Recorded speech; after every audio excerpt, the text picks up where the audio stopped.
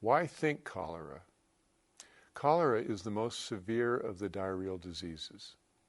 It is caused by strains of the bacterium Vibrio cholerae that produce the cholera toxin. Within 12 to 24 hours after swallowing contaminated water or food, the toxin causes an acute, profuse, watery diarrhea that quickly leads to profound loss of fluid and electrolytes, acidosis, and shock. The acidosis causes vomiting, and low potassium levels cause painful leg cramps. Within hours, a person can become severely dehydrated and may lose more than 10% of their body weight, go into hypovolemic shock, and die. Older patients and those with low gastric acid production are particularly at risk. Most importantly, no one should die of cholera. With quick medical care and treatment, most patients can be treated with oral rehydration solution, which replaces electrolytes and makes the gut absorb fluid. Those more severely affected may need liters and liters of Ringer's lactate solution given rapidly through several intravenous lines.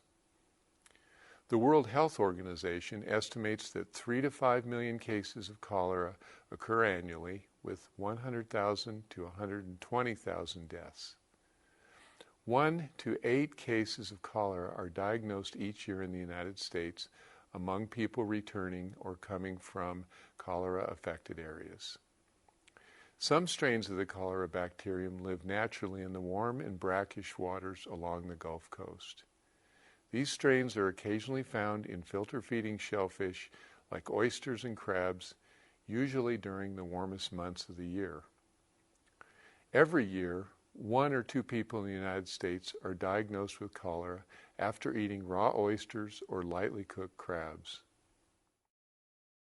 When should you think cholera, and should you do if it is suspected? Consider cholera as a possibility in patients who have developed severe diarrhea and vomiting with a few days of a trip to a country where cholera is common, or who have recently eaten raw shellfish from warm waters.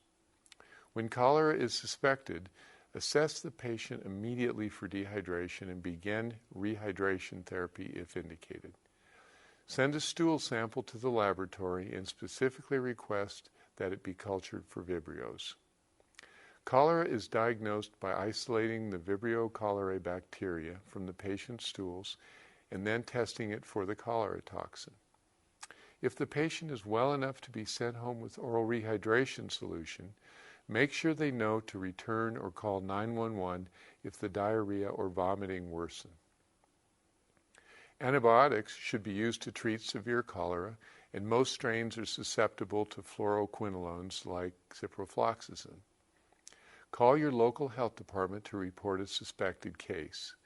A public health official will talk to the patient about how they may have gotten it, and a sanitarian will visit their home to make sure sanitary conditions will prevent further spread. What can be done to prevent cholera? The long-term solution is safe drinking water systems and sewage treatment plants. But until water and sewage systems are safe, people can treat water in their homes. The CDC has been involved in cholera detection, outbreak response, and prevention for decades to help people in the developing world live healthier lives.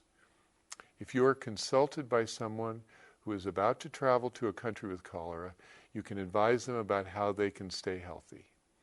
Drink water that has been boiled, carbonated, or disinfected, and avoid ice. Eat food that has been well cooked and eat it hot. Eat only fruits and vegetables that you peel yourself. Avoid fresh salads and raw seafoods.